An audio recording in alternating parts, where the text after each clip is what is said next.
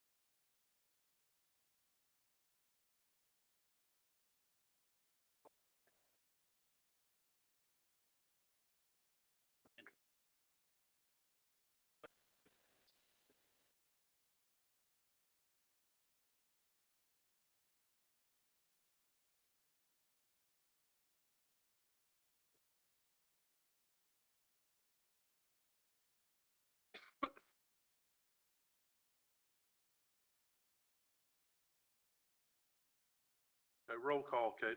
All commissioners are present. Okay, on the agenda, we need to add item 11 for the gun range. It was left off for some reason. We need to add that back, and we're going to remove the presentation for E911. Any other amendments to the agenda?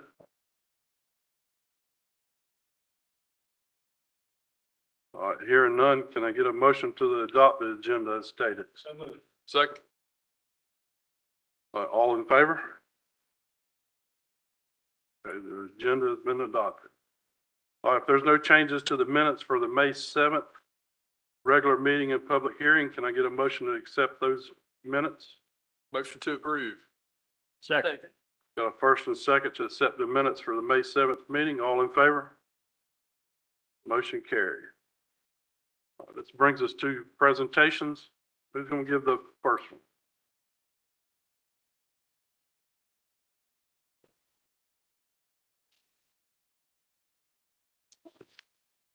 Good evening, Mr. Chairman, Commissioners, Mr. Boatwright.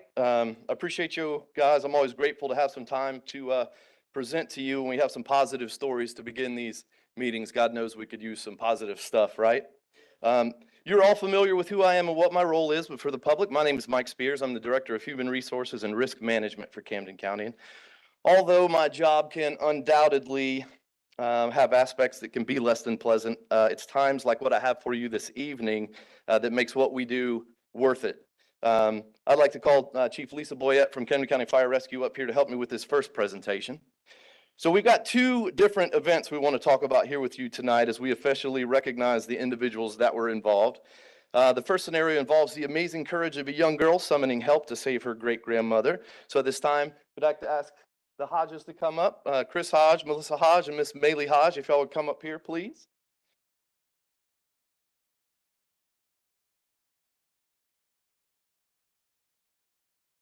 There's the remainder of an X up there on the carpet. That's where we want y'all to go. Ladies and gentlemen, I would like to tell you a story about 4-year-old Maylee Hodge. Just a few weeks ago, on May 14th, Deborah Crosby began choking at her home. Her daughter, Melissa Hodge, who's here with us tonight, and her 4-year-old great-granddaughter, Maylee Hodge, were also home with her. When Deborah began choking, Melissa tried to assist, but had no luck. During the chaos, little Maylee ran out of the front door to call for help. 2 local service technicians from Murray Ford happened to be there working on a vehicle. Maylee urgently summoned the 2 men and clearly stated that they needed help urgently. Both men, Brandon Hill and Samuel Fluke of Murray Ford, entered the home to find Deborah already unresponsive and now on the floor. They performed abdominal thrusts, commonly known as the Heimlich maneuver, dislodging the obstruction. And at this point, Deborah began to breathe and become alert again. Maylee's quick action saved her great-grandmother's life. If the Hodge name sounds familiar to folks around here, it's no surprise. Maylee's grandfather is Chris Hodge of the DNR. Her grandmother is Miss Melissa Hodge, a longtime elementary school teacher and a newly elected school board member. Congratulations. Maylee's mother is also Rachel Hodge, an incredible young woman in her own right, that worked as a 911 dispatcher for Camden County until we tragically lost her a few years ago. Since then, the Rachel Hodge Award is presented annually to one dispatcher with excellent attitude, great work ethic, and has shown professional growth. We're so proud of you, Maylee. So we want to get a picture of Maylee and her family with the commissioners. And then I'm going to get the guys from Murray to come up next. Gentlemen, if y'all would come down, we'd like to get a picture. And then Chief Boyette's got something to present to Maylee as well.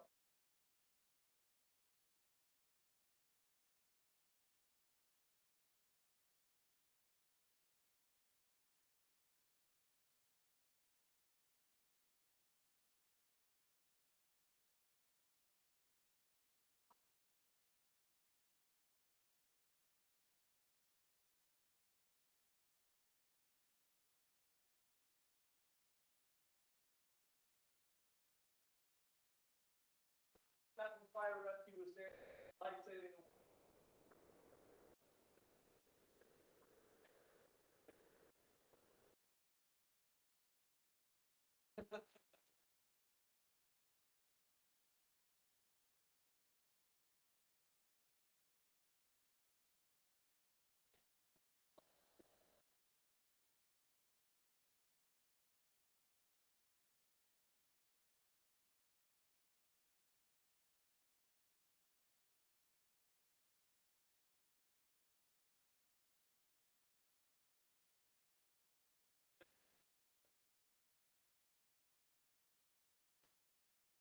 All right, so next up, I want to call, I think they're in the audience with us here this evening, Mr. Brandon Hill and Sam Fluke.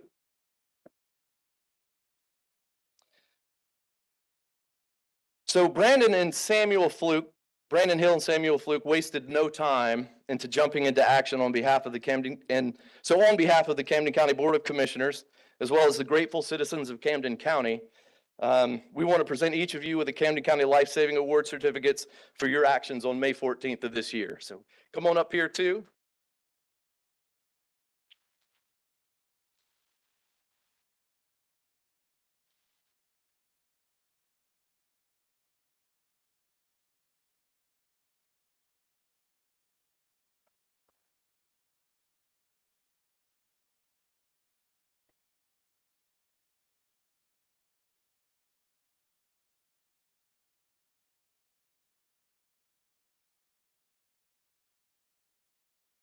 Thank you all.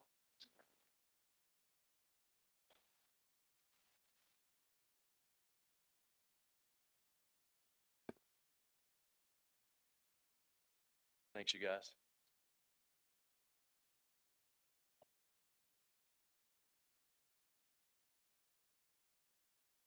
All right.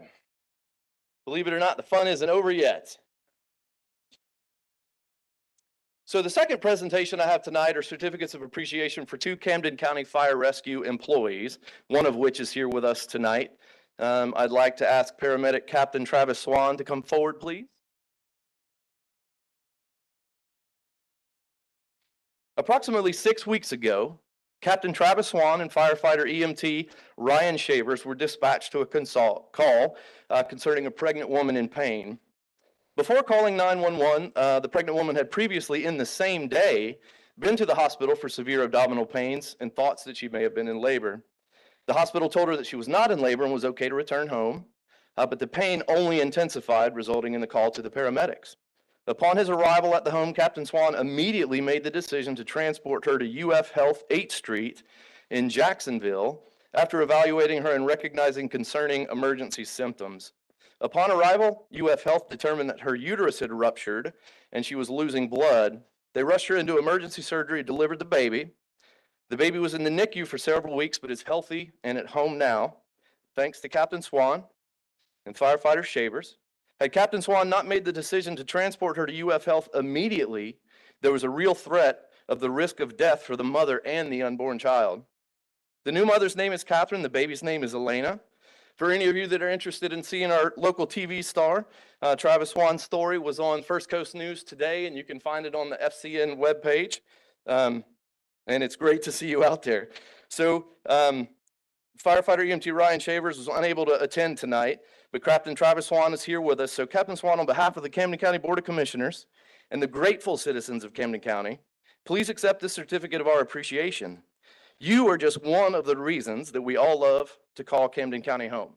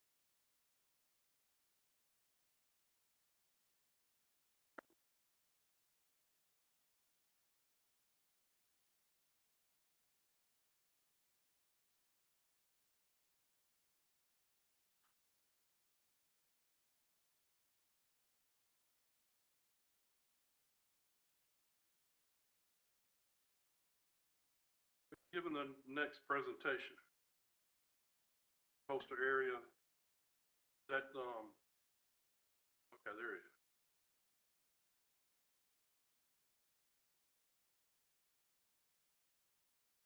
Mr. Boatwright and Ms. Bishop for assisting with us presenting this evening. First of all, how many of you are familiar with Coastal Area District Development Authority? All right, so a few of you, which pretty much goes with what I typically tell folks, we're the best kept secret in coastal Georgia. We're a nonprofit lender that started operations in 1976. I am the third director in the organization over the last 50-year history. My name's Terrence Louth, and I've been with CADA for a little over 2 years now. We initially started to administer a grant from the EDA, and then just over time, we continued to add loan products. So we have a lending authority between $20,000 and $5.5 million. We cover all of Georgia, northern Florida, which includes Clay, Duval, Nassau, and St. Johns counties, and then southern South Carolina, which includes Beaufort, Hampton, and Jasper County. Our goal, our mission is to encourage economic development through small business lending and ensuring that small businesses have access to capital.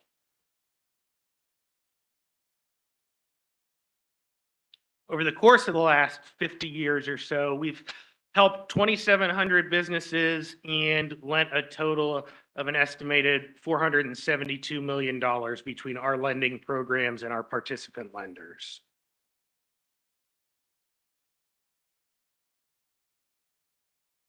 Our loan programs, we operate about 5 right now, and the benefits are flexibility for requirements, longer terms than you would typically get with a bank, and lower equity requirements. So it helps small businesses clear some of the hurdles that they typically encounter with bank lending.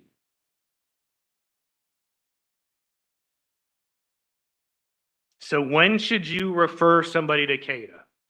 Anytime you have a small business client that is looking to expand, that's looking to access a loan, whether it's for real estate, working capital, equipment, renovations, construction, all of those are opportunities for CADA to help small businesses in the community.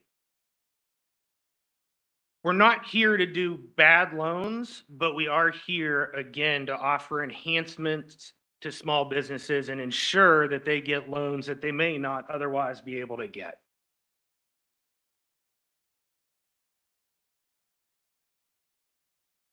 Our process is similar to that of a bank. We have dedicated lenders. We have an application. We'll review your financials, and those lenders will walk you through the application process step by step. They'll work with you trying to understand your business model, your cash flow, and what your project is. The unique thing about CADA that we still offer that most banks don't is we listen to the business story. So a lot of times in business and commercial lending, what we've had a tendency to do is make small businesses and people just financial ratios. We've stopped listening to the story due to regulations. We again still have the ability to understand some of the challenges you've had in your business and help you overcome those so you can continue to grow.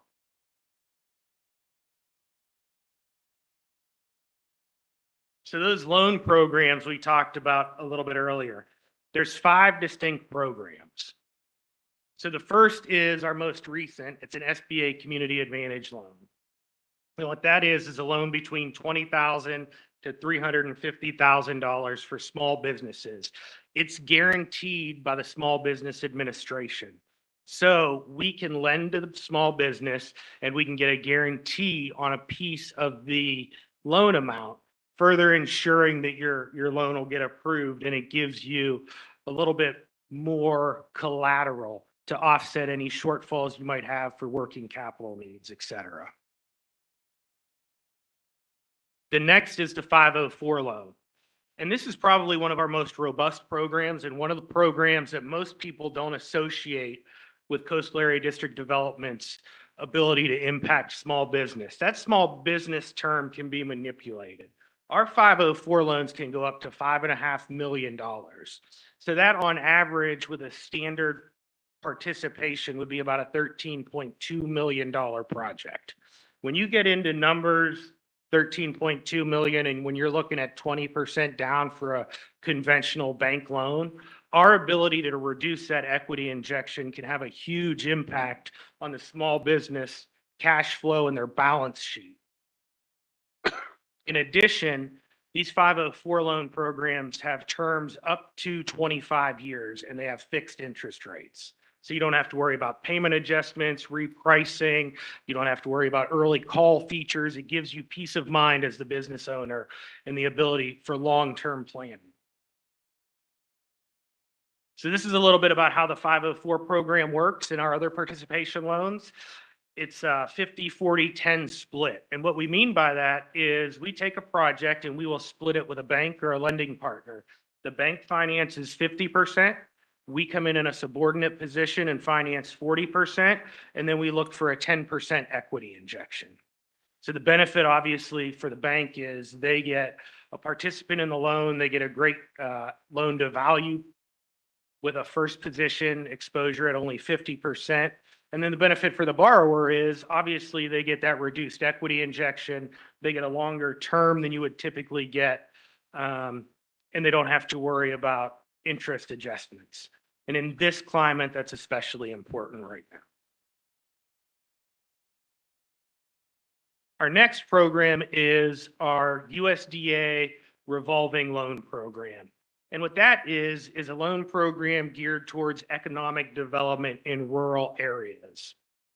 It allows us to lend a maximum of $250,000 and up to 70% of project costs.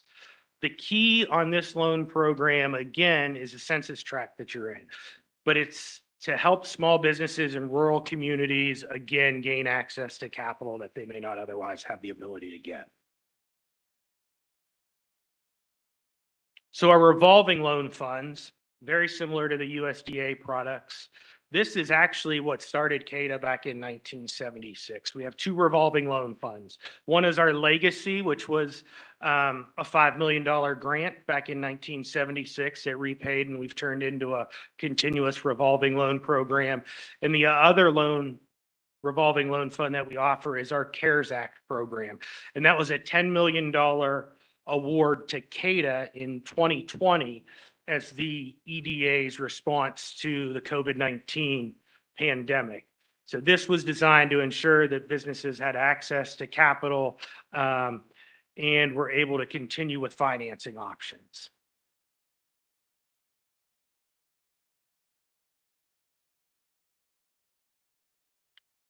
So that's the presentation. We have offices in Brunswick and in Savannah. If you guys have any questions, you can visit our website. You can give us a call. We have two lenders, Sarah Beth Sutton, she sits in Brunswick and operates in southern Georgia, and Bonnie Altman, who is based in Savannah. Thank you for your time. Thank you. Any commissioners got any questions for us? Do you work with our local chamber? We do. We've started, yeah. So, All right, thank you. thank you. All right, this brings us to our next presentation. It's a legislative update.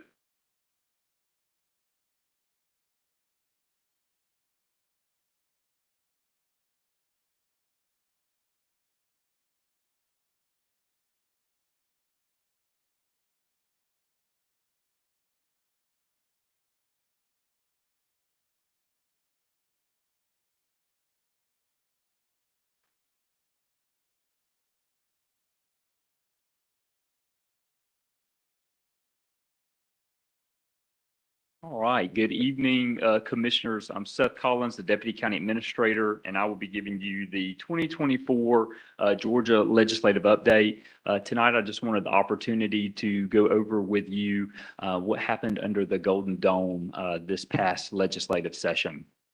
And we'll start off by going over Camden County's legislative priorities. If you remember, Commissioners, you passed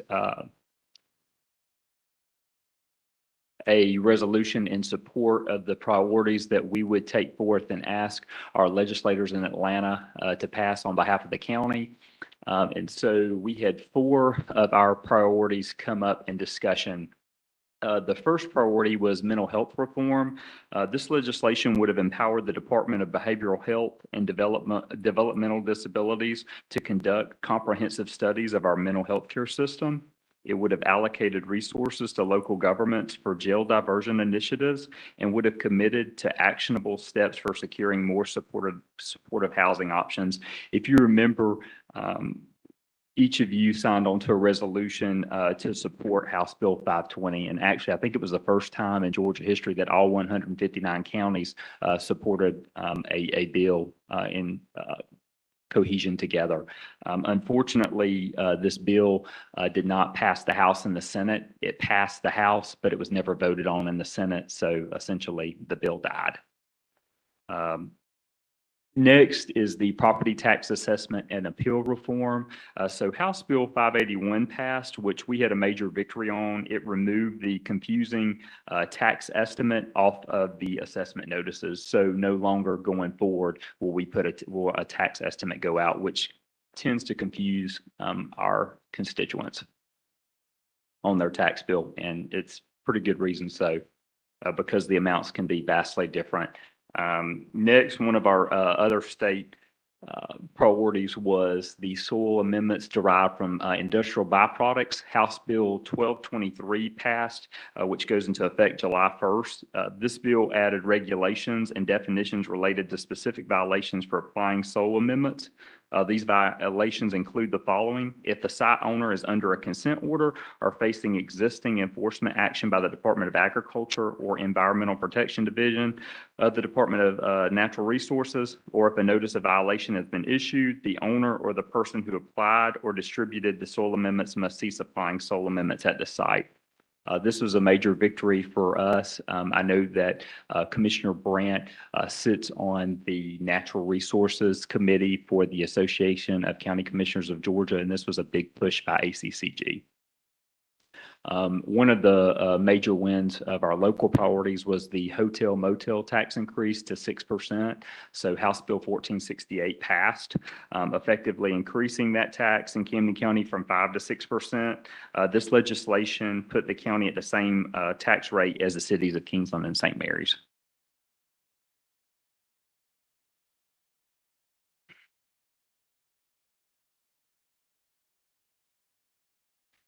All right, I wanted to talk a little bit more in depth about the property and sales tax reform that House Bill 581 brought forth. This legislation changed several ad valorem tax provisions and created a new local sales tax for property tax relief. So some of the ad valorem changes include implementing a floating homestead exemption for all taxing jurisdictions. I know that the cities this will majorly impact them. It also created an estimated rollback rate. And this is calculated using an estimated millage rate minus the millage equivalent of the total net assessed value added by the reassessments. The estimated rollback rate is required to be included on the assessment notice from now on. The chief appraiser, Mr. Bishop, would have to ensure that every parcel in the county is appraised at least every 3 years. And I believe he does that already now. But the big highlight from this is this bill removed the confusing tax estimate from the assessment notice. All right, and the sales tax changes, so up to 1% of the transportation sales tax, which include either regional T-SPLOST or a single county T-SPLOST. Also, a new local sales tax could be created for the limited purpose of property tax relief. It can only be levied up to 0.05% increments and up to 1%, which would have to be approved at referendum by our taxpayers. And of course, the proceeds shall have to be used exclusively for tax relief to go towards the general fund. All right. The other big bill that we passed, our Representative Stephen Sane sponsored House Bill 1468, which authorized Camden County to levy an excise tax of 6% on the value of any hotel, motel room, lodging, or accommodation. The increased revenue will support tourism initiatives, including funding for the Chamber of Commerce. And thank y'all for being here tonight, Allison. We really appreciate that. And then also the City of St. Mary's and Kingsland's visitor bureaus and SDS services, which I will talk about next. So there were some changes to service delivery strategy in Georgia. So House Bill 1407 amended Chapter 70 of Title 36 of the OCGA relating to planning and service delivery by counties and municipalities. House Bill 1407 authorizes counties to use unincorporated revenues to pay for unincorporated services. And as you'll see right here, we're able to use grants, alcohol, excise taxes, and hotel and motel taxes, which I thought was pretty interesting. All right, to continue, House Bill 1407 sets a standard for when negotiations must begin and also when they can be called if there's a change in circumstances, also when they must end, and provides deadlines throughout the process. Also, it required DCA to develop statewide mapping standards for SDS negotiations by March of 2026. So they have a little bit of time to adjust to that. The one interesting point is that it allows any entity, so either the county or the cities, to petition the Superior Court to resolve any outstanding agreements. It would go to the Superior Court to be mitigated. And also, it set a firm deadline for finalizing the strategy by December 31st. Also, we had some changes when it comes to T-SPLOST, which is a transportation SPLOST under House Bill 946. House Bill 946 made changes to T-SPLOST law by adding language from the lost law so that once cities or cities making up more than 50% of the municipal population sign the IGA with the county, the tax may be levied up to the full 1% of sales tax. One item to note is the cities remaining who did not sign the agreement would be considered absent municipalities, and these absent municipalities will receive a share of the tax based on their population. But the bill does have an incentive that if all cities agree to sign the IGA, the tax may be levied up to 6 years instead of 5. So that means that Kingsland, St. Mary's, and Woodbine would all have to agree to make the T-SPLOST be levied up for 6 years if Camden County ever decided to go out for a T-SPLOST referendum. So elections took a large precedent during this last session. We had several election bills. Ominous Bill 1, which is House Bill 974, requires that ballots include a visible watermark to be imprinted by the state. It also requires the absentee ballots to be scanned at a higher resolution. And it also requires the Secretary of State to establish and maintain a statewide system for the posting of scanned paper ballots and scanned images being available by 5 p.m. on the second Friday following the election. And also it required the Secretary of State to create a pilot program or audit to have the scanned portion of a ballot constitute an individual's official vote. Next is Ominous Bill 2, which is House Bill 1207. It requires election workers to be citizens of the United States. It also adds additional and qualifying deadline if no candidates qualify for an election. It also requires our election superintendent to take additional steps in proofing ballots and adds penalties for those threatening or interfering with a poll worker, election official, or poll watcher. Last of the omnibus bills is Omnibus Bill 3, so Senate Bill 189. It provides that basically one paper ballot constitutes one official vote. It authorizes election superintendents to provide paper ballots in certain county races, and it also requires election superintendents to tabulate absentee ballots by 8 p.m. on election day, and thankfully, our election superintendent does a great job of doing that already. Lastly, it allows any political party that has obtained ballot access in no fewer than 20 states to field a presidential candidate in the state of Georgia. And one big change that I talked with Shannon about is that now it's moving the mailing addresses for homeless persons so that they have the ability to vote to our registrar's office rather it being the courthouse. The last election bill that will affect our county is House Bill 1312, which counties must pay for an additional public service commission election. So this is what I would call an unfunded mandate. We're having to fund this elections due to litigation that the Georgia Public Service Commission is undergoing. So the Georgia Public Service Commission has staggered terms, and they will be granted an additional 2 years to their terms after the election. So a special election for District 2 will occur during the municipal elections in 2025, requiring counties to fund an additional statewide election. All right, one bill that passed of significance was House Bill 206, which is CPACE, which is Commercial Property Assessed Clean Energy. So House Bill 206 authorizes counties to create a financing tool called financing tool. And so what this does, for instance, our Joint Development Authority can finance energy efficiency, water conservation, renewable energy, and resilience improvements on private commercial properties. CPACE provides for private funding for up to 100% of the cost of these improvements, repayable over the life of the improvements at a low fixed interest rate. Eligible properties for these improvements include privately owned or leased commercial, industrial, or agricultural properties, or multifamily residential properties with 5 or more dwelling units. All right, some of the other significant bills that passed were passport fees, nuisances in counties we could potentially go after reimbursement for costs for non-permitted events.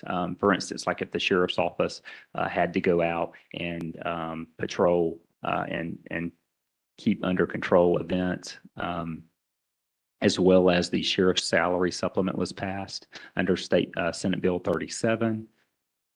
And I think those are the big ones that really come through for us. And then 2 study committees were formed, and that's the House Study Committee on Private Water Systems and then the House Study Committee on Navigable Streams. So some bills of note that failed to pass were House Bill 1228, which is a mandate qualification-based election procurement for local governments. Also, I know the coroner bill was a big bill that I was shocked that did not pass, which gave coroners upgraded salaries and their staff upgraded salaries as well. Of course, I mentioned House Bill 520 with mental health reform did not pass. And one item of note is House Bill 1044. The public works bid threshold increased from 100,000 to 250,000 failed as well. And then the Open Meetings Act allowing the county commissioners more teleconference opportunities, Senate Bill 361 failed as well.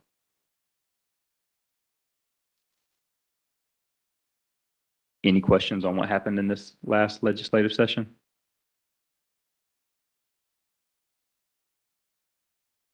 I don't have any. I got one comment though. The hotel motel tax helps fund the Thack Hall Museum. So. Anybody have any comments or questions? No, I'm good, Chairman.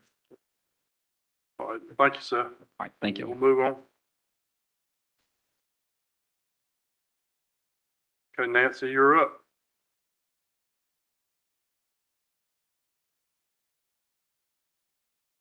Good evening, Chairman and Commissioners. I'm Nancy Clark-Gonzalez. I'm the Chief Financial Officer, and I'm presenting to you the proposed budget for fiscal year 25. And that's for the period that starts July 1, 2024 through June 30th, 2025.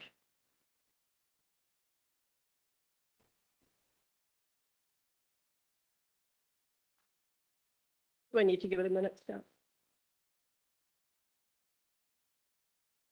Oh, there we go.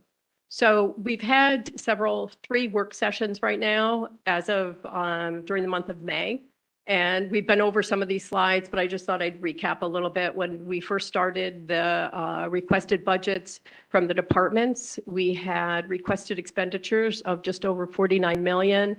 And at the time, I was projecting revenues of almost 46 million, giving us a shortfall of 3.5 million. During the month of April, the Budget Committee met with departments and constitutional offices, and we were able to cut almost 1.9 million from the budgeted request. And at that point, we had fund balance use of 1,585,000. During our work sessions, the board cut an additional 982,000. And at the very last work session, it was approved the paramedic pay increases, but there was also some small reductions to the budget. So that left us with a balanced budget of $46,360,821 of expenditures, and the revenues of the same amount, but that includes fund balance use of $578,187. And I had mentioned this during the work sessions too. The budget's only increasing, it's reflected at 1.58%. But that is mainly because we had very large reductions in the employee health claims and also the workers' comp claims. And that was almost $2 million. So any kind of increase here, just the $721,000 increase is really being offset by those large reductions. So again, the budget process is we started in February with a budget kickoff meeting. The departments and constitutional offices submitted their budgets to us in March. In April and May, the Budget Committee met with the departments and constitutional officers. We had 3 work sessions, and tonight is the proposed budget being presented to you. And then in the future, we will have a public hearing and then adoption. So just to recap some of the bigger changes, just the overall increase again is 721,000. Digest growth as reported by the chief appraiser was 11%. And overall, the budget includes 11.5% overall increase in taxes, penalties, and interest. There's a real kind of a big variance between the property tax, the budget, and also what the new budget is. And what I'm saying the actual increase is because during fiscal year 24, there was almost $2 million that I needed to move over to a budget line of grants because the state of Georgia had the homeowners tax relief grant, and we have to recognize that as grant revenue. So when I budget for property tax for the next year, it looks like a very large variance, but it really isn't because you have to combine those two.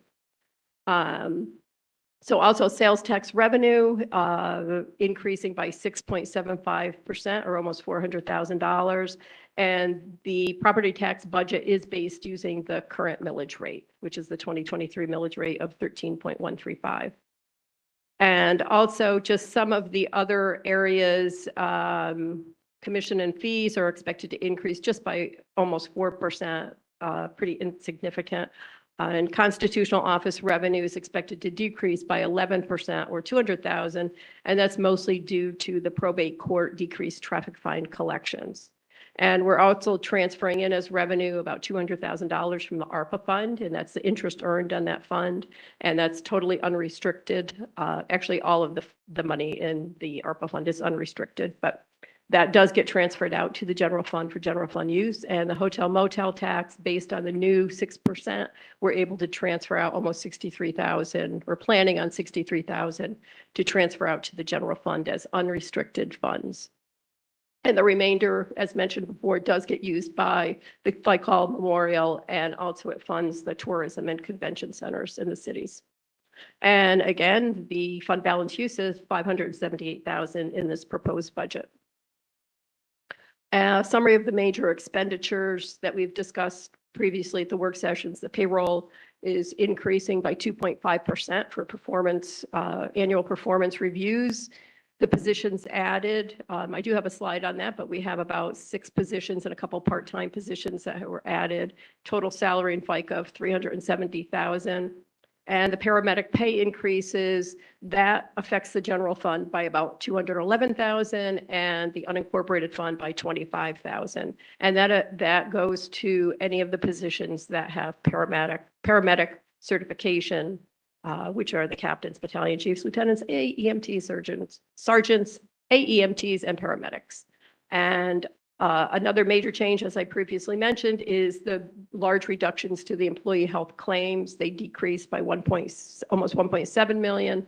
And workers' comp claims, we're budgeting that the claims will be reduced by about $200,000. And right now we're still waiting on the final quotes for the premiums on property, equipment, and vehicle liability insurance, but we're estimating a 17% increase. But again, the deductibles do remain the same, which is $350,000 for vehicles and $250,000 for liability. And this is just a summary of the paramedic pay increases, and all of them get a 1-step increase except for the paramedics. They were receiving a 2-step increase, and the lieutenants were receiving a 2-step increase as well, and the others were receiving a 1-step increase. And just some of the other items as part of the budget is a lobbyist position, which is being funded for the last 6 months of the year. And special appropriations, we're moving funding for the senior center. We're setting them up as a separate department of the general fund. So that was previously managed by PSA, and it'll become a Board of Commissioners department. Increasing grant match from 100,000 to 150,000. Airport funding of 90,000, and cloud computing fees of 199,000. The district attorney requested some partial funding of an ADA position, which they had lost some ARPA grant funding for, and that's included in the proposed budget. And transfers out of special appropriations is we're funding the capital improvement fund by almost 1.3 million. And last year, well, actually the current year, fiscal year 24, is 1,188,000. So it did go up just slightly. And 911 supplemental funding actually went down a little bit to 206,000 from 275,000. And other changes are the EMS unincorporated split. We take almost the majority of the cost for EMS, and we split that between the general fund and the unincorporated fund. And we base that on the number of fire calls in a year. So in fiscal year 24, we were doing an 84%, 16% split with the unincorporated, and the unincorporated is representing the fire portion. And for fiscal year 25, based on the current fire calls, we're doing a 90%, 10% split. And by doing that, that actually shifts $576,000 from the unincorporated fund over to the general fund. As I mentioned earlier, the senior center is going to become part of the general fund. And it's really a minimal impact for net cost because the majority of it is grant funded. And we've always funded about $50,000 to supplement that funding. And it'll work out to about that for this year, even though it's being managed through the county. JDA increased by 66,000 to a total funding of 750,000. And again, the fund balance used 578,000. And just for comparison, in the end of fiscal year 23, the fund balance was 17,032,000. And we do have in the current fiscal year 24 budget, 1,894,987 of fund balance used budgeted. So if that is projected out to the end of the year, we would be at about a 15 million fund balance. And if we used the 578 in the upcoming fiscal year, that would drop us down to about 14,500,000, which will give us 31.4% of the total general fund budget. And our target is always 25%. And we've been carrying it higher, but there's a lot of reasons to carry fund balance, especially being a coastal community. So we're dropping it to 31.4%, but that still puts us in a good position. And this is just a listing of the new positions that are included with the proposed budget. It's 3 positions for the general government, 2 part-time positions for animal control, 1 for code enforcement. That's a full-time position. A EMS training officer, a full-time position. EMA taking the current part-time position and allowing it to be a full-time position, and at Public Works, a right-of-way coordinator position, which is full-time. So this is just a summary of the general fund by function, so for the general fund, we've actually for general government, we actually had a reduction. And that is being caused again by those employee health claims, which get lumped into the general government, and the workers' comp claims, which is lumped into general government. So that's why that's reflected at a reduction. And then public safety is showing almost a 7% increase, but a lot of that again is the change of that split between unincorporated and general fund, and also the pay increases for the paramedics. And then on the far right column, you could see just the percent of budget for each of those areas, where public safety is almost 44% of the total budget. General government is 36%, and general government is, not to give you the whole list, but it's the county administrator's office, it's finance, HR, insurances, tax assessor, tax commissioner. There's many things that are in that. And then just culture and recreation, just as an example, that is the Kingsland Countywide Library, it's the Woodbine Library, and it's the Brian Lang Historic Library.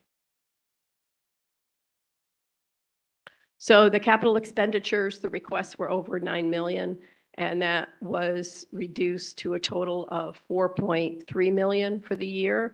And we're funding capital improvement fund, and that's 100% funded from the general fund, but we track the capital costs through a separate fund, and that's 1,289,000. ARPA, 268,000, SPLOST, 905,000, jail and staffing, 145, shared assets, 70, and the unincorporated service district of 1.7 million. And these are just the new projects that are part of the fiscal year 25 budget. So there's many projects that have started in prior fiscal years and have been ordered in prior fiscal years that we do actually move the budgets for them. At the end of the fiscal year, we actually have to void all of the outstanding purchase orders and then reissue them for the new fiscal year. But these are just the new items requested. And you do have a list of those. You actually have a proposed budget book in front of you. And there is a section where it shows these are the proposed items. And I also included just a detailed list of really what was requested. So you have all of the information in front of you. So what was requested and what is being proposed. This is just what is being proposed.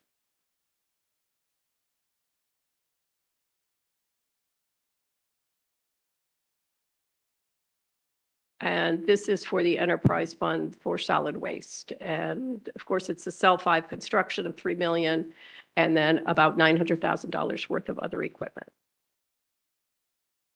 And this is a summary of all funds, which total, for the total budget, it's 85,846,443. And I'll just go through real quickly. The general fund, we've already talked about. The law library, 32,000, that's funded by court fees, and it's very specific on what could be spent, like books, periodicals, and the librarian's salary at the law library. Jail and staffing is funded by the city's courts and also the county courts, and it's very specific. It's a special revenue fund on how that could be spent, and that's just on jail expenses. Shared assets is for the sheriff's office, and it's the federal and state shared assets that are collected through seizure, or I guess seized assets. The opioid settlement, that is money, exactly that, from the opioid settlement. And again, that's very specific on what that could be spent on. And that 59,791, that is a contract that the county has with drug court in Glynn County to provide those services for Camden County Drug Court. 911, that is the 911 office. And again, it's supplemented by the general fund, the 205,000 that I talked about earlier. The drug abuse fund is from court fees as well, and that's very specific on how that gets spent. And right now, the only expenditures we have for that is when someone goes through drug court and they have to go to some kind of facility for rehab, we do pay for that. And then if they make it through the program, they are supposed to do restitution and pay that money back to us. The ARPA fund is the American Rescue Plan Act, which for this year, it's just those only the vehicles which were approved previously for the sheriff's office. It'll be payments on those as well as just ongoing projects. The unincorporated, we've talked about that. Hotel motel, we've talked about. SPLOST 8 is a continuation of the referendum projects and also incorporates some of the discussions we've been having with the cities on what to do with this. Last year is really considered excess funds. The referendum was for 55 million, and we'll probably have collected that at the end of June. So the subsequent 12 months will be excess funds, and that it's budgeted as we've been discussing with the cities, although there's nothing been finalized, but we had to have a starting point. So Georgia Transportation Fund is the LMIG, and that's for road work, and that's a grant from the state of Georgia. And most of the LMIG money has to have a 30% county match on that, and that gets funded through SPLOST. Capital improvements we've talked about. Impact fees is funded through the impact fees from the planning office. And the Two Rivers Gun Range, during our work sessions, we've decided to move that to a government fund rather than an enterprise fund. And then the two enterprise funds are Curbside Solid Waste Authority, and again, giving a total budget of 85,846,000. And this is just a summary of all the budgets. And you can just see that, of course, the general fund, we talk about that most of the time, but that certainly makes up most of the budget. And then again, SPLOST is considered a major fund as well. That's all on the left. And on the right are the two enterprise funds of solid waste, which is the major fund of the enterprise funds and curbside collections. So next steps at this point tonight is for our left, we're doing the proposed budget. On Thursday of this week, the budget numbers will be posted and printed and advertised in the Tribune Georgian. We'll also post the proposed budget to the website and have a hard copy available for people that may not have access to a computer. They could come here and view the budget as well. A hard copy will be available. The following week, so 7 days after that, Thursday, June 13th, we're scheduling a public hearing for the budget. And the week after that, 7 days after that, on June 20th, we would have scheduled budget adoption. Do you have any questions? I don't. Anybody have any No, questions I for Nancy? I don't. Couple of observations.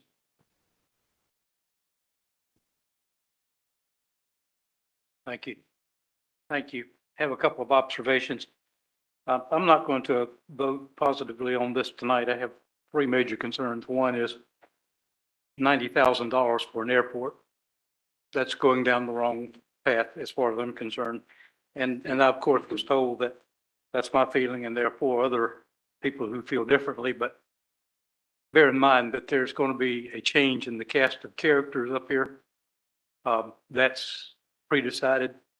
So I don't really hold a favor with that comment. Second thing is to continue to throw money at the PSA without oversight and responsibility is a real problem to me. And the third thing that I have problems with is just the general maintenance of our facilities and parks and recreation that we are responsible for is seriously in question. Our performance is not acceptable in my opinion. So therefore, I'm really having a hard time approving this. I, of course, realize Well, we're not voting on it tonight anyway. we're not, but I want to go ahead and make my feelings known about this so that there can be discussion and consideration for it. So yeah, I realize I'm out of sync on this, but you know, I want to express things a little bit at a time rather than one fell swoop. And that's pretty much the conclusion of my comments. Thank you. Anybody got anything else? No. All right. Thank you, Nancy. You're very welcome. Yep. All right, this brings us to our first public comment section of the night. Comments will be limited to 3 minutes and agenda items only. Anybody registered, Katie? Mr. Ricky Manning. Okay. Mr. Steve Winkle.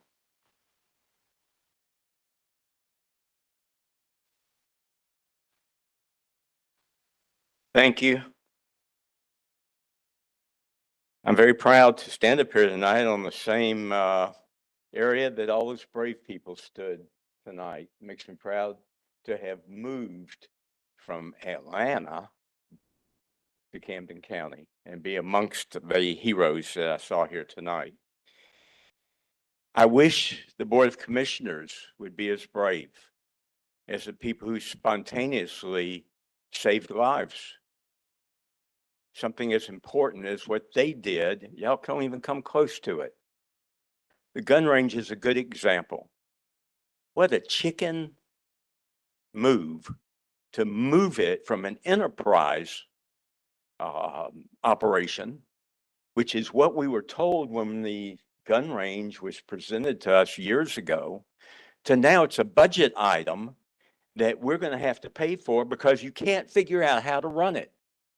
And that just fits perfectly with the fact that you can't figure out how to run recreation and parks. A big part of your budget after decades of failure under the PSA. And you're willing to continue with that because you're not willing to have an open discussion with the public about it. If it were open for a vote today among the voters in Camden County, we would take the money away from you 100% until you prove that you can hire management and produce a management plan and a budget that can be reconciled based on maintaining the parks so they don't deteriorate over time and so that they're safe to play on for our children, which they are not as of today, even despite your expense of ARPA funds. And so what really bothers me is I saw $3.5 million of ARPA funds in that budget this year. When those funds go away, that becomes a tax increase for the rest of us, or we end up losing that money to spend to maintain things. That's what your budget shows. You're going to lose 6% this year, less money than you spent last year. Everybody in this room is paying more to live, except for Camden County. I think, and I'm going to give you a few seconds left over since I only had 3 minutes to speak. I'm going to give you a blessing. May this county commission be brave. or comment? Anybody else wish to speak? Anybody else registered? Come on up, sir. Roger Shaw, St. Mary's, Georgia. Yeah, about the range and the range noise. Yeah, situation there is a lot of times they're not making the money because they cannot have national competitions there because they don't have a 500-yard shooting range. Change the zoning on that, extend that out to 500 yards. You can get the Marines in here, you can get the Army in here, you can get a number of people in here to make this a profitable operation. Secondly, after the commission met in April, over a month ago, I had a long talk with Mr. Manning. Gave him my phone number, told him that I would come to his residence, watch his videos, and if I heard noise from the range, I would be his biggest advocate. About 1 week later, where I live in East County, there was a south wind. So I called Mr. Manning about range noise. He told me the wind was out of the southwest, so there was hardly any. Since then, I have not heard from Mr. Manning about the range, so that's over a month. So I think, as Joe Biden would say, it sounds like a bunch of malarkey to me. I feel that any monies would be better spent for a training program, not trying to appease the one individual that yells the loudest and wants to be relevant. Thank you. Thank you.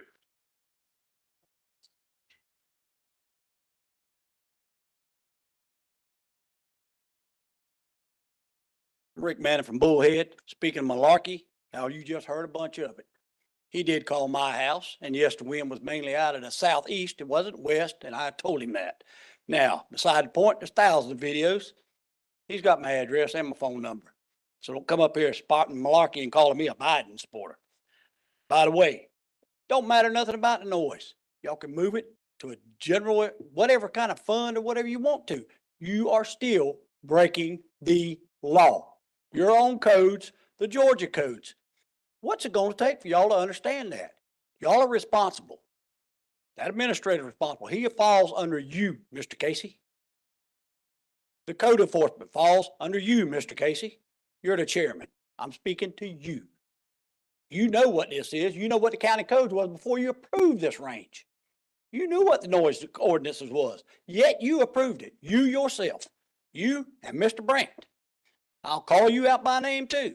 We shut down your bird cannons because you disturbed the wildlife and the birds.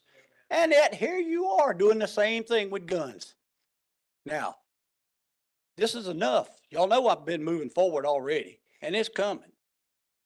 And you know that the judicial system's going to have to take care of it because y'all won't. You're breaking the laws. You're going to be held responsible for breaking the laws. You're not doing your job. None of you. The administration's not doing his job. The code enforcement's not doing his job. Planning and zoning, not doing their job. It's all illegal, and you know it. You can sit up there and grin if you want to, Mr. Casey. You know it's illegal. But you just want to sit here and butt heads with me about your illegal doings. And you with the loudest mouth coming, speaking of malarkey, when the other range was going on. Now, it's pretty simple. Fix the damn thing or shut it down. You're breaking the law. Every time I come up here, it's just another notch when it goes to the judicial system that y'all know you're willingly breaking the law. Don't sit there and say that you're not. Now, come out to the house. Thank you for your opinion.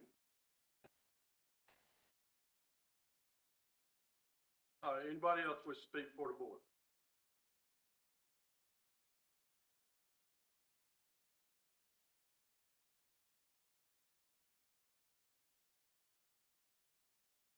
Good evening. My name is Janie Everett with the Fire Call Memorial Project. I'd like to thank the county for their support of the Fire Call Memorial Museum. This year we had premiered the day that Shuck, Georgia, and there are all counties across Georgia that's asking us to come to their town for special screenings and discussions with the producer and survivors. And this afternoon at 5:30 There's a meeting in Appleton County called by the commissioners. We have a representative up there now as to how they can help us promote and move this project forward. And we thank you for your support through the budget. It helps keep the doors of the museum open.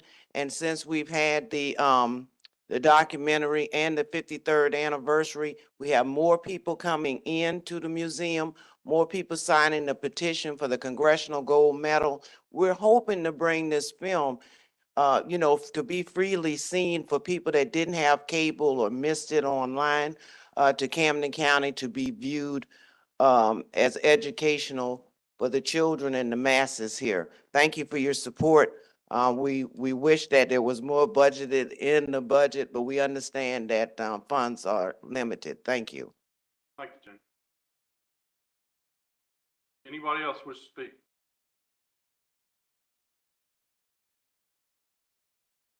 Seeing none, we'll move on. All right, this time we need to adjourn the regular meeting and convene a public hearing. Can I get a motion on that? So moved. Second. All right, we got a first and second to adjourn the regular meeting, convene a public hearing. All in favor? All right, we're in a public hearing. All right. Joey, you ready?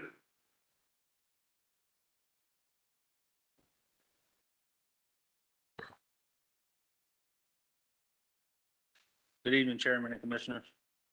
First up is the proposed UDC amendment. The UDC amendment is proposed to create consistency with current building codes and trends within the county. Right now, the UDC under section 1245D, section 6, requires a permit extension within every 180 days. We would like to change the verbiage, as you can see on the next slide, to where it allow the life of the permit to continue, and a permanent extension will only be required once 180 days pass if work has not been commenced or 180 days has passed between inspections. Planning Commission recommends approval on this item.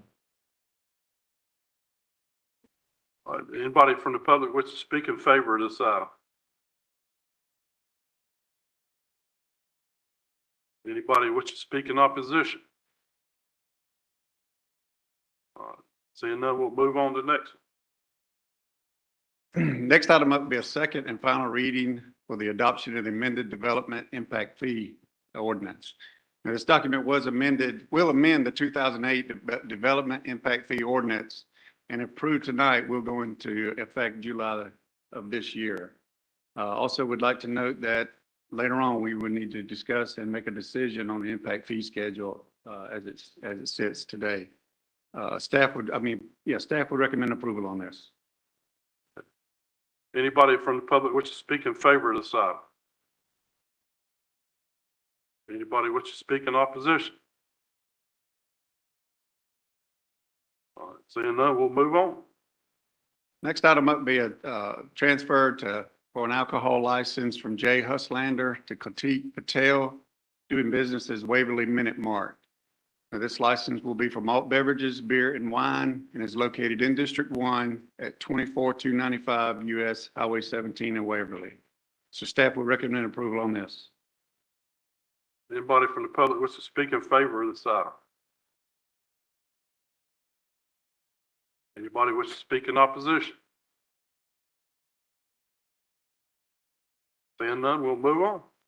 Next item up is a request to rezone 0.84 acres from agricultural forestry to single-family residential.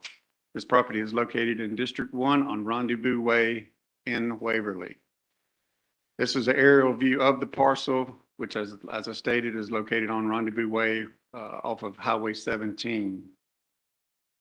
This would be the aerial view of the surrounding zonings. As you can see, there's a couple parcels zoned R1. And I would like to note that most of these parcels are zoned AF, but they are non-conforming parcels, meaning that they're less than 3 acres in the AF zoning. So rezoning this to R1 will bring this into compliance. Now, the applicant intends to construct a single-family home and will need to reduce the setbacks to accommodate this construction. So therefore, Planning Commission recommends approval. Anybody from the public wish to speak in favor of this item? Anybody wish to speak in opposition? All right, seeing none, we'll move on. Next item will be a request to rezone 2.22 acres from agricultural residential to single-family residential. This property is located at 112 Mush Bluffs Trail and located in District 3. This will be an aerial view of that parcel. As I stated, it's located off Mush Bluffs Trail. This is the aerial view of the zoning, the surrounding zonings. You can see it's kind of mixed between AF and R1. Now, the owner is requesting this rezone for the purpose of subdividing it for family-related reasons. So Planning Commission recommends approval of this item. Anybody wish to speak in favor of this item? Anybody opposed to this? All right, seeing none. Now we need a motion to adjourn the public hearing and to reconvene the regular meeting. So moved. Second. First and second, all in favor? All right, we're back in the regular agenda. All right, you back up, Joey. Thank you, Chairman. First up will be a proposed amendment to the Unified Development Code of Section 1045, the issuance of building permits. Planning Commission recommends approval of this item. All right, can I get a motion on this item? Motion to approve, Mr. Chairman. Second. All right, we got a first and second to approve the changes to the UDC. Any discussion? All in favor?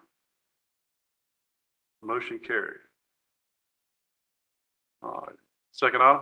Next item will be the second and final reading for the adoption of the amended developmental impact fee ordinance. Now, you'll notice in your packet that I have included the impact fee schedule, as we've discussed before. That includes all of the different types of uses and the charges that go with that fee.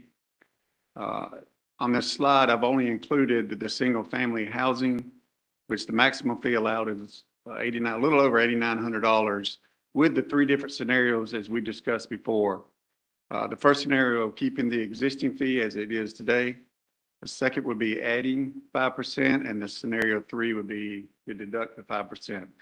And as you notice, each and every addition or deduction is a little over $52 each. So staff would recommend to keep the existing fee and the approval of it as well. Okay, I'll make a motion on this that we accept this new impact fee ordinance and leave the fees existing. Second. Got a first and second. Any discussion? All in favor? Motion carried. Item number 3. Next item will be a request to transfer the alcohol license from J. Huslander to Katit Patel, doing business as Waverly Minute Mart. This license is for malt beverages, beer, and wine, and located in District 1. Staff would recommend approval on this item. Can I get a motion on this item? Motion to approve the transfer, Mr. Chairman. I'll second it. Any discussion? All in favor? Motion carried. Item 4. Next item will be a request to rezone 0.84 acres from agricultural forestry to single-family residential. This property is located in District 1 in Waverly off of Rendezvous Way. Planning Commission would recommend approval on this. Can I get a motion on this item? Motion to approve, Mr. Chairman. Second. First and second. So approve the rezoning. Any discussion? All in favor? Item number 5.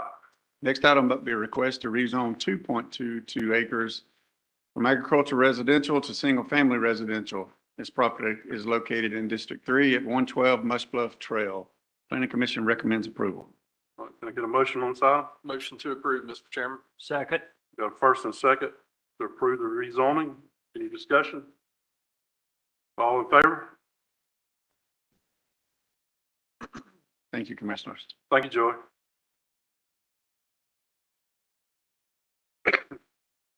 All right, item number 6. Jared?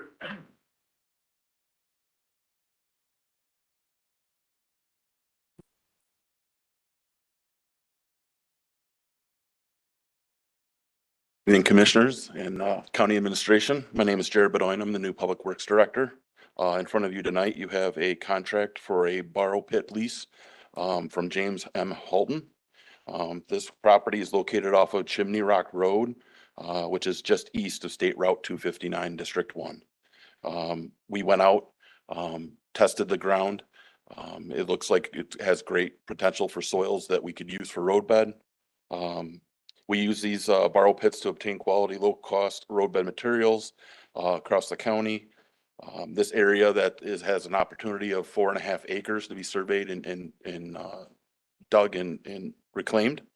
What's positive about this borrow pit lease is what's not normal is that it's all cleared.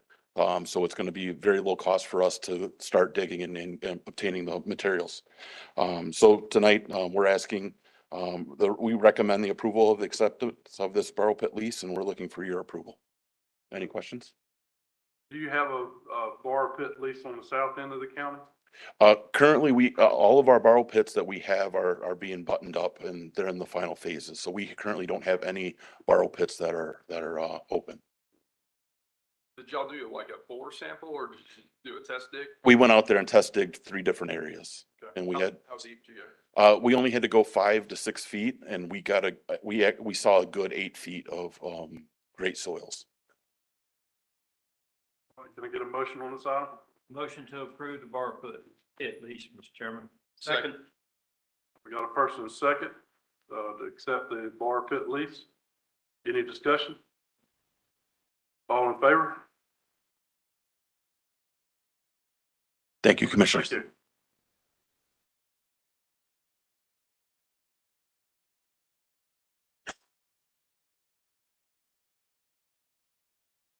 All right, Kelsey.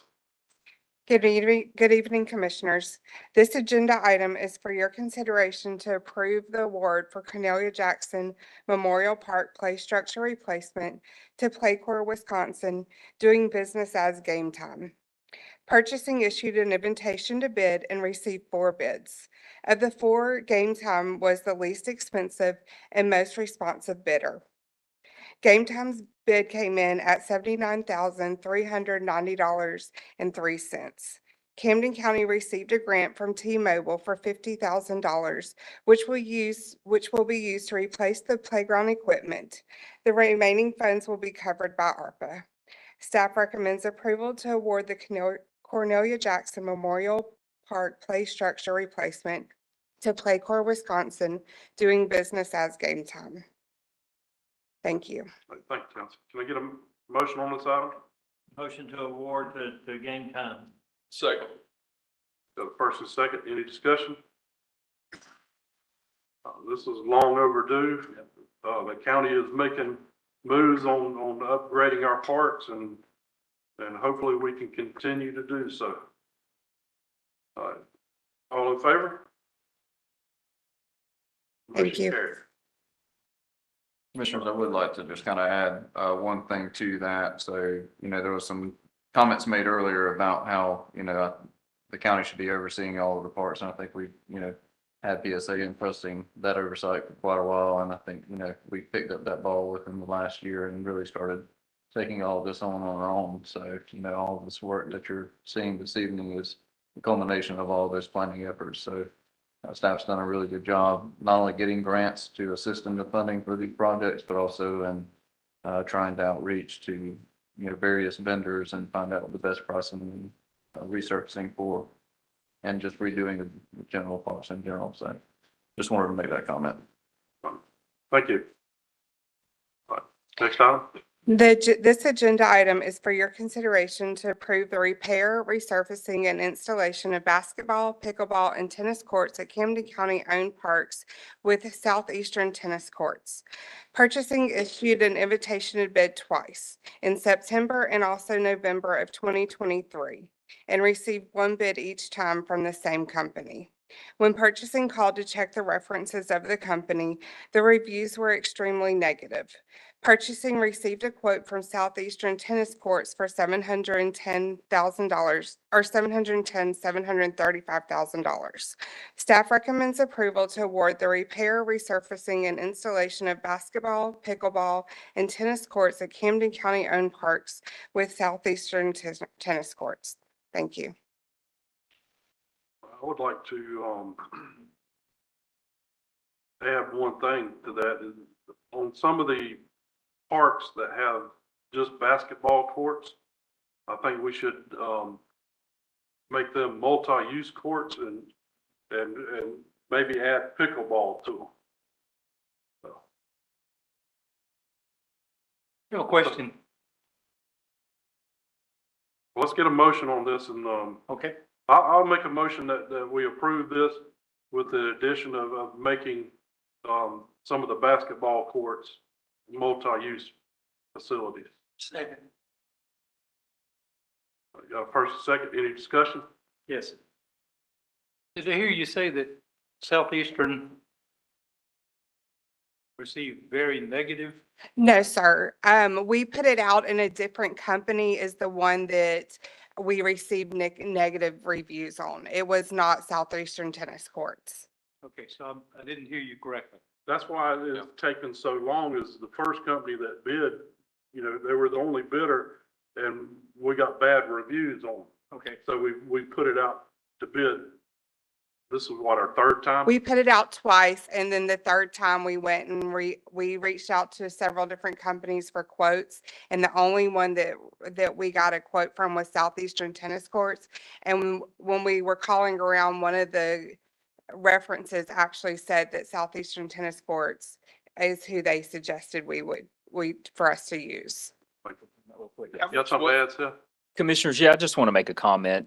So the original, and I won't name that original company that put in both bids, but the references that they gave were all extremely negative. And again, these are their references who they wanted us to call to say that they did a good job. One of them was a college that company was resurfacing their tennis courts for their collegiate team, and they actually had to pause their season and have the remainder of their season to go on at a local high school because the courts were done in such a poor condition. And so we did not want to bring them to Camden County to redo our courts. We want courts of excellence, not bad courts. So we reached out several times to several companies asking them to put in bids, and unfortunately they didn't. So we put it out twice. And then afterwards, we just made the decision just to go ahead and to get with a good company and to get a bid from them. And that's Southeastern Tennis, who came recommended from everybody that we talked to who's had a court put in by them. Okay, my hearing is questionable in this. You did not name the company that got bad reviews. It was not Southeastern Courts. That's correct, Commissioner. I apologize for I understand. I apologize for that, but no, it was not Southeastern Tennis. They are a very reputable company. I believe the top in the state of Georgia. Okay. What kind of warranty on their work do we have? A 25-year. 25-year on Southeastern Tennis? Yes, sir. Okay. Now, what if Southeastern Tennis is no longer in business 5 years from now? What do we have? Well, we just have as much as the company's alive, somebody that we can go after. So that begs the question, is there possibility of any kind of bonding or performance bond on this kind of work? And I would defer to Trevor or those who are in the construction business. Is that an unreasonable request? I've never seen anything, I've seen performance bonds on public infrastructure when it has to be accepted by a government entity, but not necessarily, on parks and recreation. Is that Most of the time when you've got a construction warranty that you do like this, it's actually taken through an insurance company, which is a bond in essence. okay? You could ask, I would ask. Correct. Yeah, we can make that, that's a part of I before we would sign it. stipulate that we have to have something concrete to hang our hat on and go back to something over our heads 2017, we put a new roof on this building. That was, I assume, I'm sorry. that was a different building. That was not this building. Well, whatever building it was, 2017, there was a roof put on a government building. Is that correct? That was after Hurricane Irma took the shingles off of the main courthouse and we re-roofed that courthouse. That wasn't this facility. Okay, so that roof is still good? Yes, They sir. put on in 2017? No, the shingles were ripped off. We just made the decision at that time to re-roof the entire roof. At that time, that facility was over a decade old. Okay. The roof is still on. Is that what you're asking? Well, I'm sure there's a roof on it, but, Yeah, you know, it's not the one we just did. there's some public information out there that is apparently wrong, that we paid for something in 2017 and had to redo it. We re-shingled the courthouse across the street Right. after Irma. That was what was done in 2017. So there was storm damage. Correct. Okay.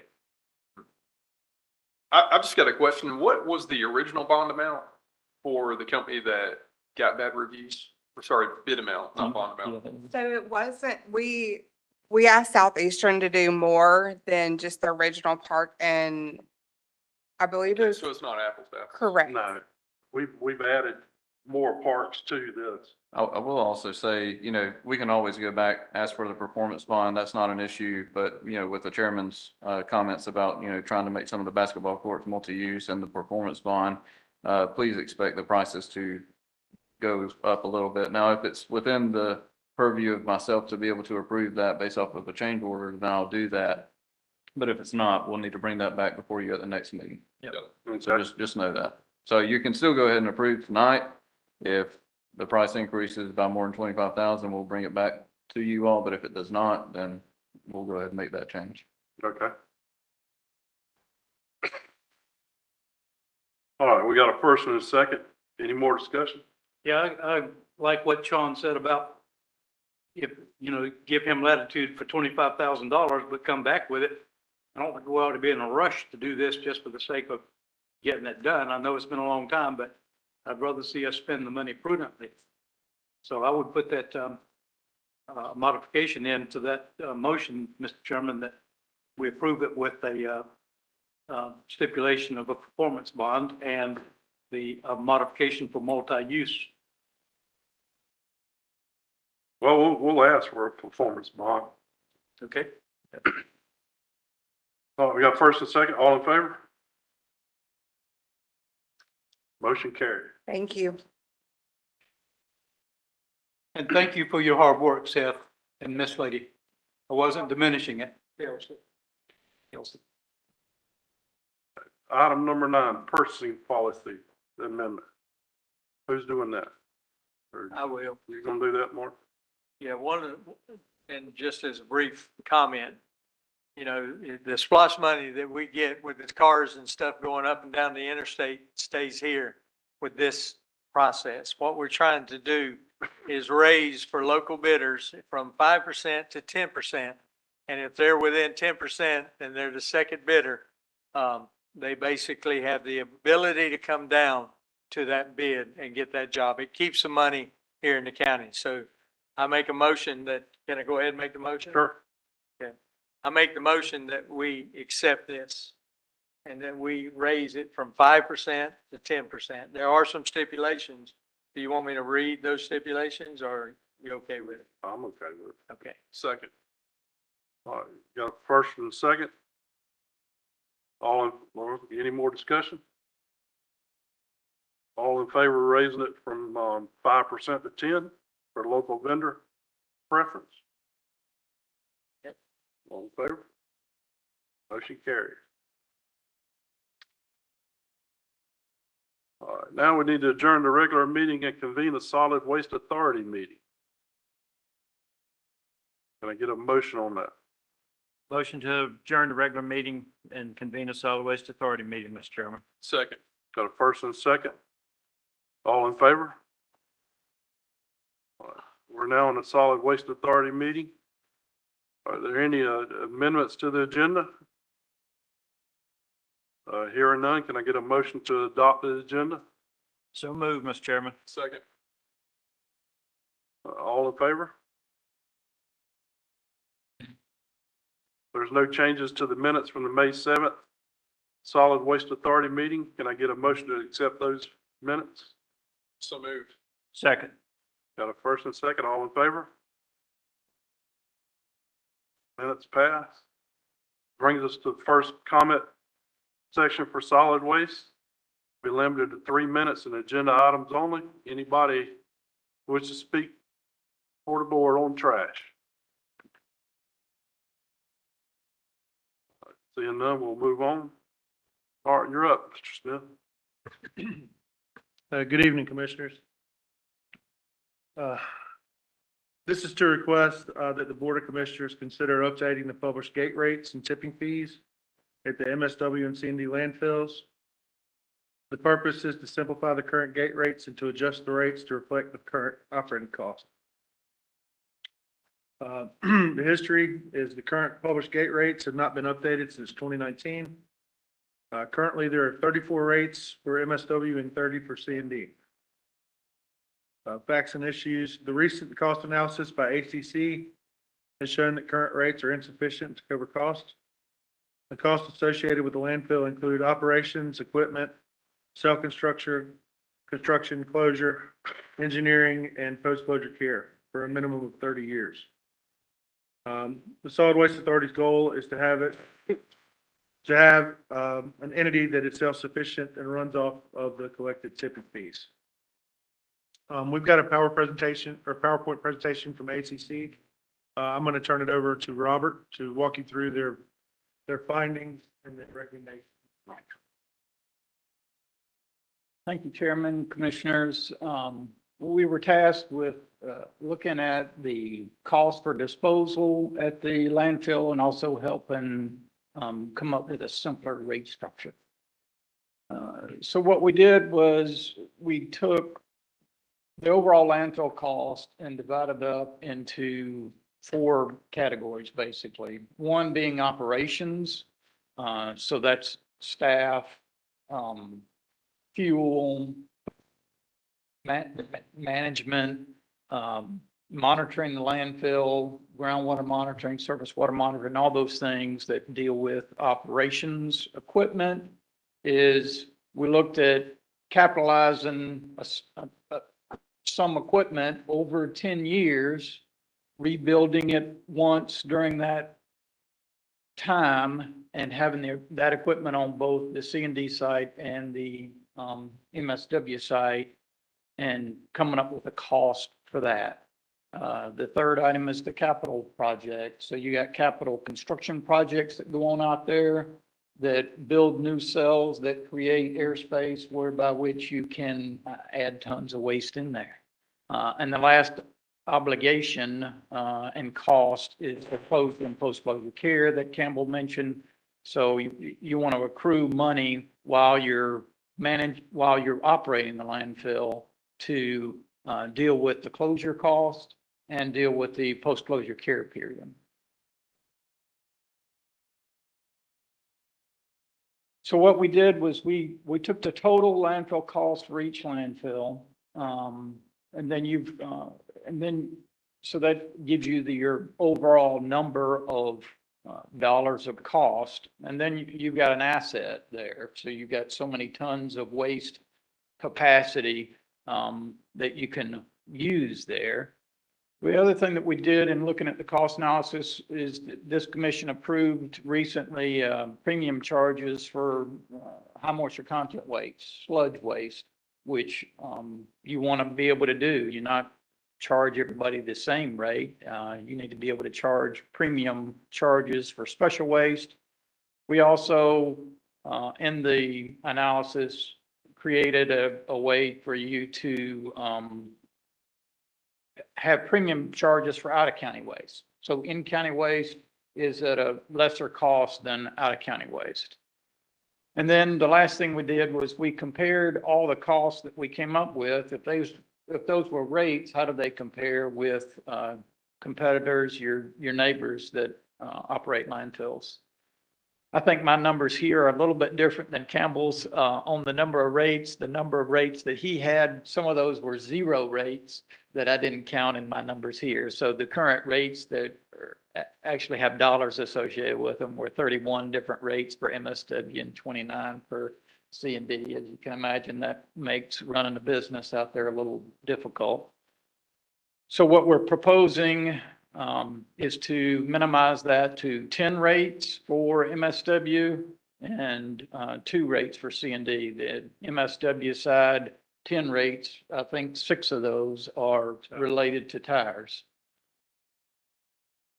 So in your package there, I think you have the proposed tipping rates for 2025 divided up into the MSW side and the C&D, and then also a proposed annual price increase based on a CPI for actually garbage and trash collection, if you can believe there is such a thing, but there is.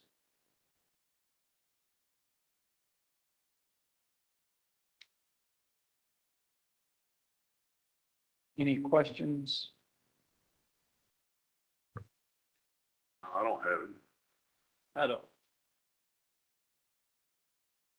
Can we get a motion on this item? Motion to approve as presented. Second. Got a first and second. Any discussion? All in favor? Motion carried. This brings us to the last public comment session. Anybody from the public wish to speak? Number 11, gun range issue. We're still in solid waste authority meeting. I'm sorry. We're getting there. Thank you, sir. All right, nobody wish to speak on solid waste authority? All right, now we need a motion to adjourn solid waste authority meeting and reconvene the regular meeting. So moved. Anybody want to second that? Second. I got a first and a second. All in favor? All right, we're back in the regular meeting. All right, you're back up, Kim. Yes, sir. This is to request that the Board of Commissioners consider updating the published gate rates and tipping fees at the MSW and C&D landfills. The purpose is to simplify the current gate rates and adjust the rates to reflect current costs. The history on this, the current gate rates have not been updated since 2019. Currently,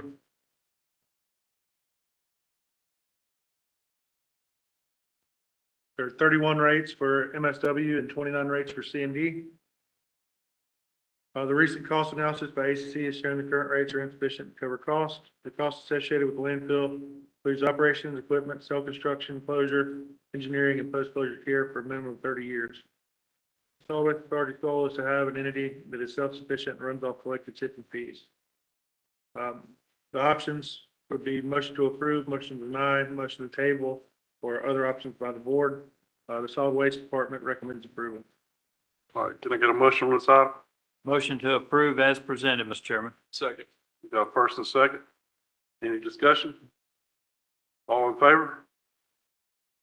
All right, we simplified your tipping fees. Thank you.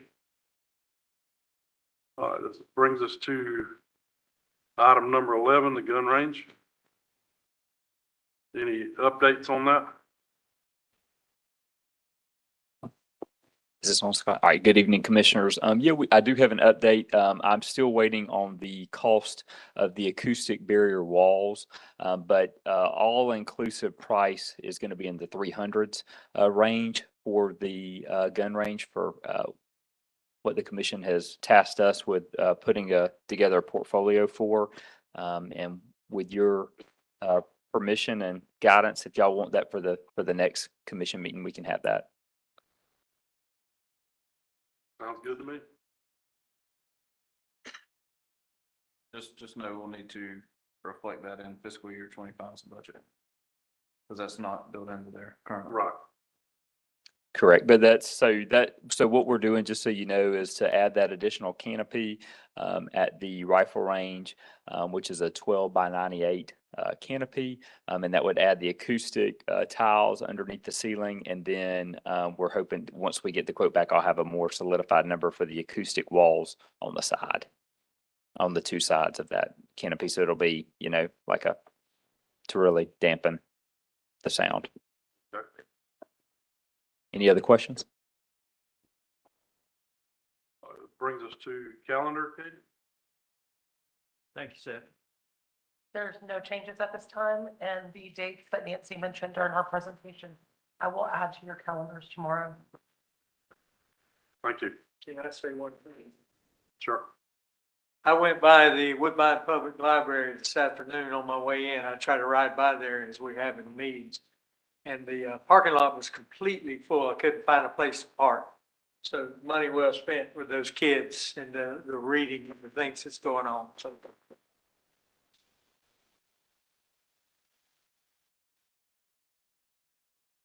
All right. Sean, you got any administrator comment? Yes, sir. Just, thanks to our local heroes, especially, Miss Maylee Hodge. It's just amazing that a young 4-year-old was able to think that quickly and, run out and ask for some assistance. So it's amazing that, she was able to have that foresight and mindset to be able to do that. I know her grandmother is greatly appreciative of that, as well as all of her other family members. So it's just amazing that we're able to recognize her, tonight, as well as Captain Swan, and our EMT as well. So just amazing that we're able to recognize them this evening for their efforts and really recognizing an issue that, you know, even I think others were probably not quite aware of. So it's just amazing that they were able to save that young lady's life as well as the babies. So really appreciate all of our hardworking staff within our public safety areas. Just a quick update for tomorrow. We are having another SPLOS 9 work session with the cities tomorrow at 3 at the College of Coastal Georgia here in Camden, room 219. And then we'll also have the Citizens Academy Thursday evening. If any of you would like to be there, it'll be at the EOC this time. Yes, sir. We'll be covering EOC fire rescue that night. Chief, you gonna have some trucks there for them to touch? Appreciate it. That's all I have. Thank you. This brings us to our final public comments of the night. We'll limit them to 3 minutes. Anybody registered? Yes. Ms. Dawn Gray.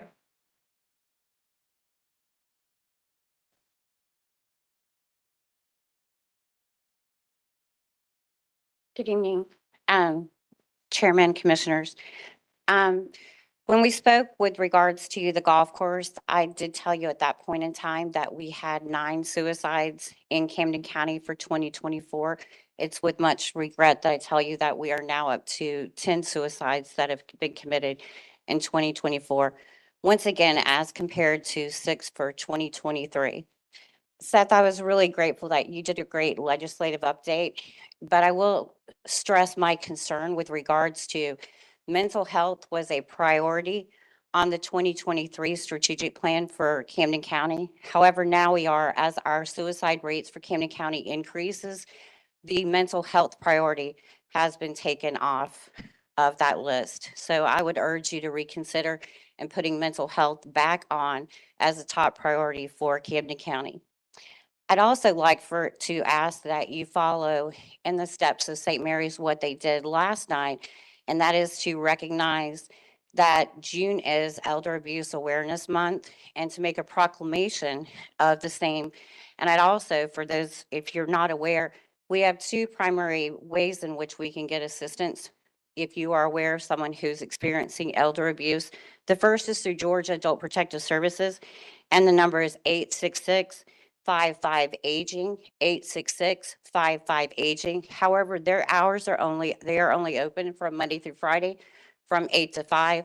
Obviously, after that, you can call our great first responders at 911. The second number is through the OVC, which is 24 hours, and that is related to fraud against the elderly. And that number is 833-FRAUD-11. Again, 833-FRAUD-11. And I just want to thank the commissioners and just put a, with regards to you guys providing Salt Family Services the opportunity to do the training. And this month, our First Fridays with first responders will be on elder abuse, awareness, recognizing, and service. Thank you. I have a question for Dr. Gray, please. 10 suicides this year, calendar year. Yes, sir. Off the top of your head, how many of those were 18 years or younger? Do you know? Um, I know of at least 5, sir, but I can't specify So on the half of them rest. were young people. At least. All suicides are tragic. Those are Yes, sir. particularly tragic to me. Thank you for that information. Yes, sir. Anybody else wish to speak? I have someone. Oh, you got somebody ready? Miss Janet Heath.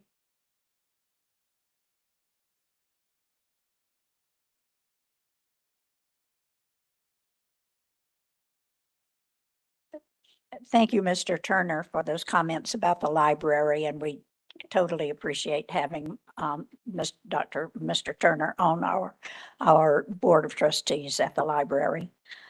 Tonight, I want to ask about the County Jail and SPLOST 9.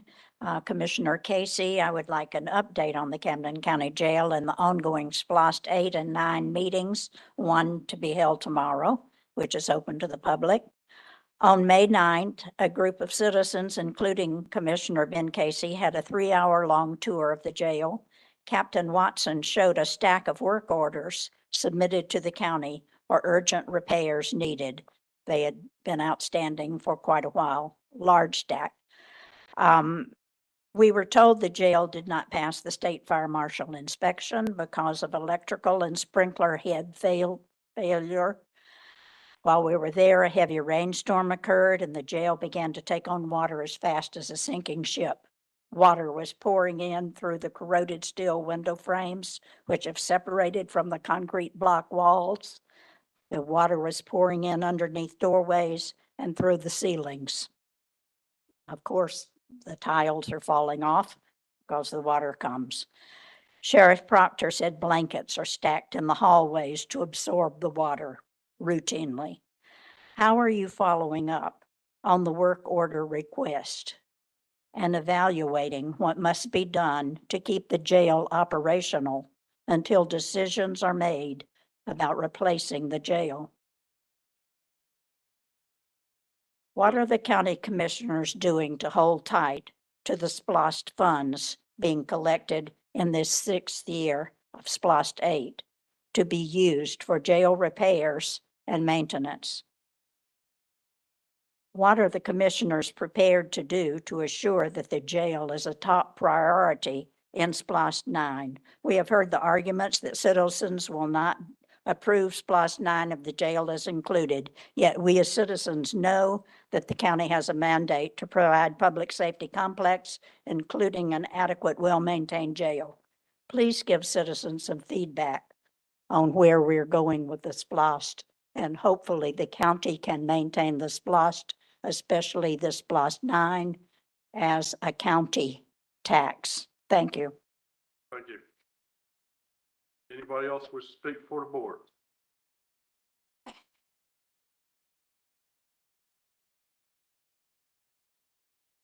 Roger Shaw, St. Mary's, Georgia. Yeah, back on the range situation.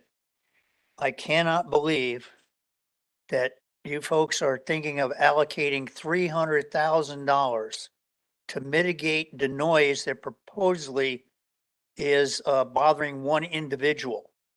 Okay, now, again, I said over a month ago, I talked to this guy and said, if there was noise, let me know. I'll drive all the way out there from East County to West County, and I'll be your biggest advocate if there's noise. Not a word. And the one time the wind was out of the south in East County, I called him on the phone and said, hey, the wind is out of the south, I'll come out there. He said, no, it's kind of out of the southwest and it's not that bad. Okay, so I do not understand this situation. And like the young lady that spoke before me about the jail falling apart, I would think $300,000 would be well spent in fixing that damn jail than appeasing the one guy that yells the loudest. Now, I'm only 5'4" and I can't reach the top shelves in Walmart. Now, if I screamed and hollered the loudest, you think I could get those guys to take all the products off the top shelf? I don't think so. So I don't understand why you guys are listening to this one individual that wants to be relevant. It drives me crazy. 10 years ago, I escaped the People's Republic of California and they listened to all these eco-Nazis and everything else. That's why I left. And I see this going on here. I hope you folks change things. Thank you for your comment. Anybody else? Come on up, Steve.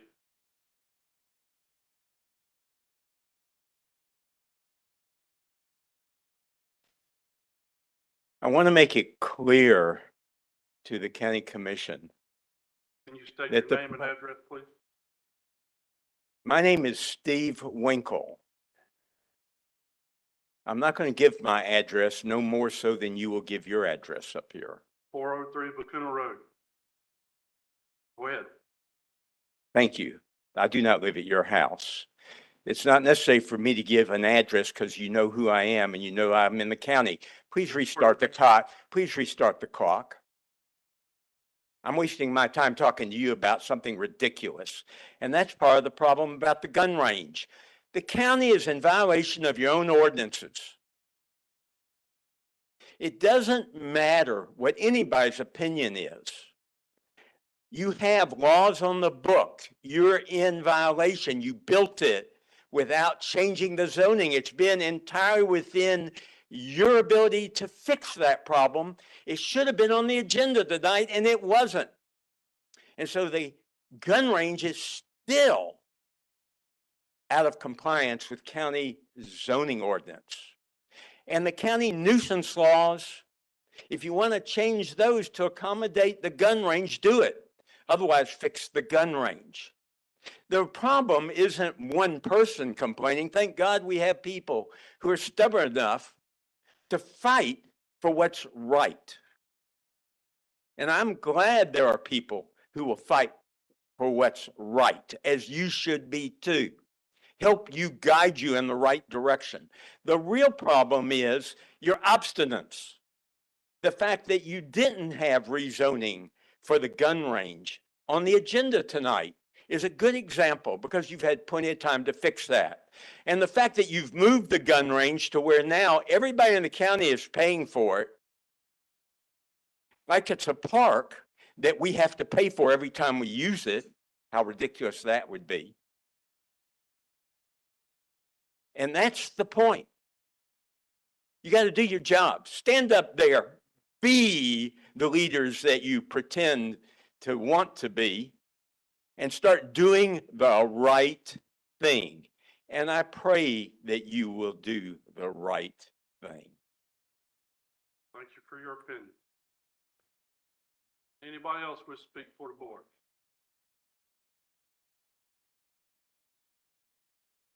All right.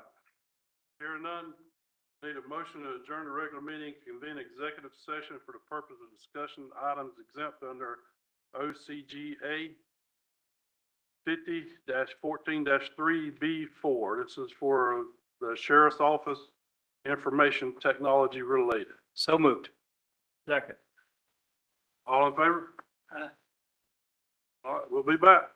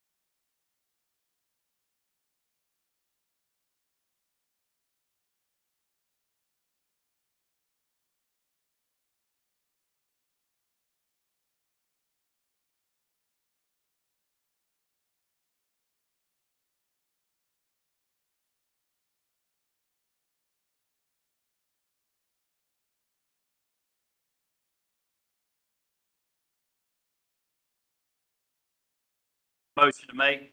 Motion to approve the renewal of software for the Camden County Sheriff's Office in the amount of $64,590.54. Second. All right, we got a first and a second to approve the software. Any discussion? Nope. All in favor? Motion carries. All right, can I get a motion for adjournment? So moved. Second. I got first and second for adjournment. All in favor? We're adjourned.